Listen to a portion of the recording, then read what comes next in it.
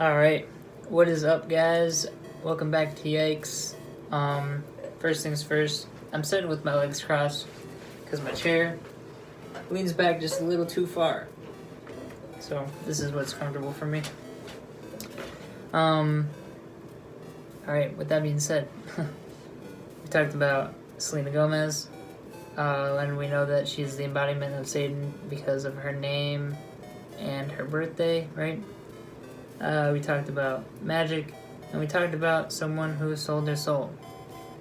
So now, in this episode, we're going to talk about, because I mentioned possibly thousands of people, we're going to talk about why I would imagine that, and then we're going to talk about the difference between someone who did and did not sell their soul. So I'm going to try to get through this a little bit fast. Try to keep up with me. Here goes. You can imagine Selena as a siren, like in Greek mythology. It says, they were dangerous creatures who lured nearby sailors with their enchanting music and singing voices to shipwreck on the rocky coast of their island. So, essentially, they would sing their beautiful music, and these people would veer off and crash into to their death, essentially. And then you can also imagine her as a succubus. It says, a succubus is a demon in female form or supernatural entity, so she's a supernatural entity, right? And then she appears in their dreams to seduce them through sexual activity, right? And then it says, religious traditions hold that repeated sexual activity with the succubus may result in deterioration of health or mental state or even death. So, you play with her one time, you're leaving with demons, and you will not have a chance on Earth again. So that's your death, right? And then,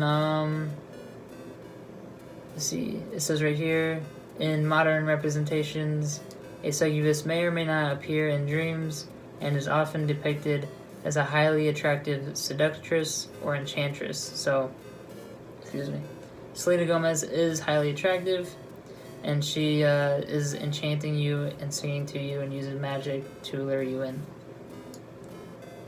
Alright. Sorry.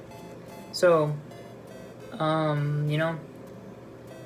going to talk about Stars Dance. So this is, I think, the first album that she released after, I guess, like, solo, She's not with the scene anymore. It's just Selena Gomez. The album cover, her third eye is covered, so that means that, essentially, that's the seat of the soul, right? So she knows what her soul is. She knows the path that she needs to take. She knows, exactly what she needs to do. And then from her past, she had that purity ring. She's singing about one love, one specific person. She knows she's waiting for that person. So she has a ring on her pointer finger. So it's still something important to her. She wants you to see this. She doesn't want you to ignore this. It's on the album cover. Alright. The first song is Birthday.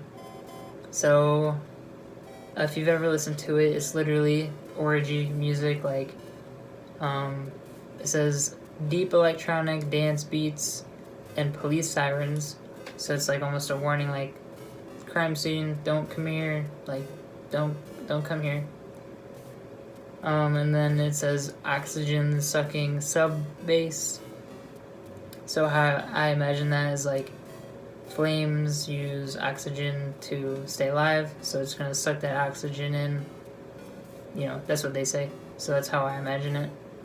And then you got trap snares with sexual moans and elements of hip-hop music. So she's seducing you with the song. She says, tell him that it's my birthday when I party like that. So she knows who she is because of her birthday, and she's celebrating it because she probably has never been born on Earth ever. So she's partying every night. Every night's my birthday. They don't know, so it's okay. Tell them that it's my birthday when I party like that. Yeah. we're just gonna continue on. She does some moaning, and then she says, "Jazz it up." And then she says, "Happy as can be, falling into you, falling into me, so yummy." She's not talking about patty cake, you know. And then she says, "How do you do? Come and meet the queen, cake and cream." So she's inviting people in. She's saying, "Come and meet me. I know who I am. I got food and festivities." And then this is in reference to like blowing out candles, you know, blow your dreams away with me, like make a wish. And essentially, how I kind of imagine it is, if she already knows that she's gonna end up going to hell, blow your dreams away with me, you know, live this last life to the fullest, and, you know, let's make this money, let's have fun, is the idea. She says, "Tell him that it's my birthday when I party like that." Some more moaning. And then she says, "Feeling fine and free, crashing into you, crashing into me." They're not playing bumper carts. She's trying to have as much fun as possible, right? And then she says, "It's all I want to do." So that's all that she wants to spend her time on.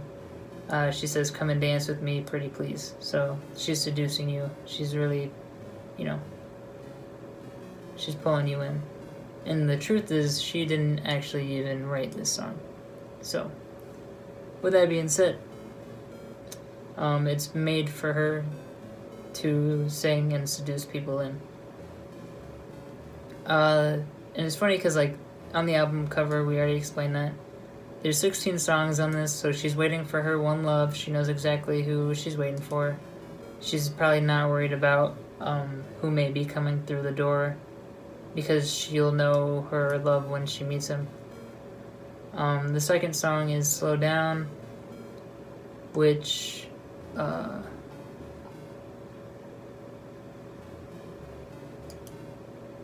was written for her. She didn't write it. But, you know, the idea is she's sort of almost referring to her purity ring again, like, slow down. You know, I want to take it slow. I don't really want to rush into love, you know. Can we take it nice and slow? You know, but at the same time, she's making these pacts with people in the meantime while she waits for her love, right? So she says, "Mr. TSA, I'm ready for inspection. Show me your first impression." So in reality, she probably doesn't really care too much about your first impression. She's just getting into business. But you know, 2013, we're gonna fast forward to 2018. She says, "Careful when you come through my way, my body knows how to play." So that's the police sirens, right? Like, don't come here. You know, come here, but don't come here. She's warning you, but she's like, you know, because she knows people want to make the pact, right? So she says, "I work it, keep it tight every day." So she's saying she parties all day, she parties all night, every day, and she keeps it tight. So essentially, like, you know, she's getting people in and out, in and out, in and out. She's not wasting any time. Excuse me. She says, "And I know you need a taste." So that's referring to her third eye, her soul. She knows that people want to make this pact with her. She says, "When you're falling in love." So she's seducing you. And then she says, "We keep moving till the sun comes up." So she parties all night. It doesn't matter. She says, "Because I am the party. Yo soy fiesta. I'm the party. Blow out your candles." So, you know, blow your dreams away with me.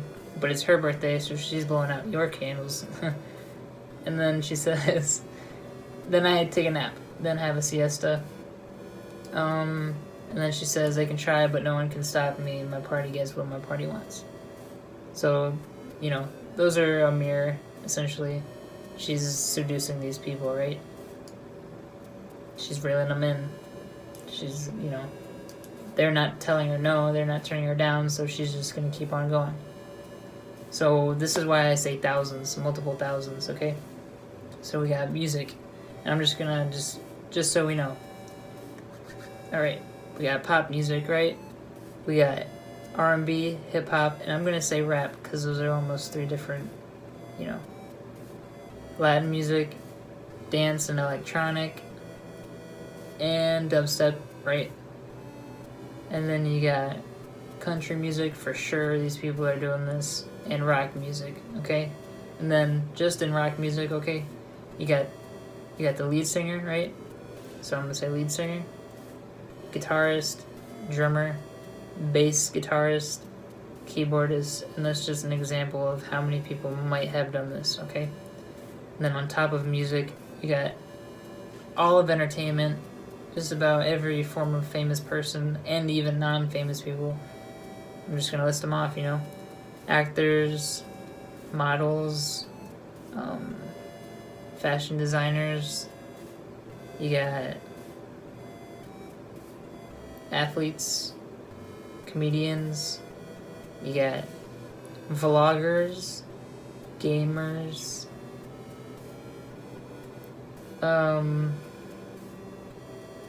former Viners, Instagrammers, any form. I don't know if I said athletes already, but literally any form of entertainment. Like, there are people no doubt doing this. So let's just say, for instance, from 2013 to 2018, that's 5 years, 365 days a year for 5 years, because she says that I do it every day. This is just throwing out numbers, 365 times 5 is 1,825. She's waiting for one love, so she's not giving a crap about who comes through until that person comes through. So, 1,800 people, let's just say, because we got bands, and she works it, she keeps it tight every day. Let's just say, just to throw out some random numbers, for 5 years, we'll switch it up. Will they say 365, 9 people a year, or 9 people a day for 3 years? 9,855. So that's why I say thousands of people. If she's been doing it from, 2013 to 2018, it's absolutely unknown the number that could have gone through. So now we're going to talk about how you can tell the difference. And this song actually just recently came out, and I appreciate it because it's a perfect example of what I'm trying to teach right here. So we're going to listen to it, and we're going to talk about it. Yeah, bitch, you shoulda knew I was coming. Came up from nothing, cleaning up toilets in Kansas. My nigga was fucking disgusting. Nigga, you bluffing, thinking you rapping when niggas like us is not in the discussion. Fucking destruction, way that I hop on a beat and destroy it without interruption. Yeah. Bitch, you shoulda knew I was coming. Came up from nothing, cleaning up toilets and living in mansions and fucking the budgets. All the corruption, clouding my brain, had me feeling like I was just trapped in a dungeon. Fucking combustion, way that I'm growing and killing these rappers, I feel like I'm hunting. Feels like I'm fighting a battle and war with myself, and I'm rapping on beats I don't see no one else. Got the shit out the mud, I don't need no one's help. If you ain't showing love, then you fiending, I feel. Got my soul and my body ain't really for sale. Got a bitch, she a thotty with tits in the tail. Moving they said like Rocky, I'm going retail. Niggas carbon, they copies, they do it for deals. Yeah. Niggas didn't know I was coming, now they do. I be doing work, times 2. Nigga, you silly, Caillou. Nigga, you short, haiku. Nigga, we lit, not you. Nigga, we blessed, hot you. Nigga, I'm next. Stacks! You shoulda knew I was coming. Why, hello there. Yup. Alright, so the reason why we know, now that you've heard it, Hobson has, because his voice is about 5 octaves lower than Dax, right? And he's wearing red, so you can tell he's no longer technically on Earth. He's in hell now, right? And then we go back to Dax. You can hear him even almost trying to stress it in his voice, the difference. And then if we go back to this point, he's wearing yellow, red, and orange. So if heaven were green and earth were yellow and hell is red, he's still on earth, right? He's not in hell. And you can hear it. Again, he's stressing the difference of the heaviness of someone who sold their soul compared to someone who didn't. So with that being said, I'm glad I made this episode. We're gonna keep it on moving.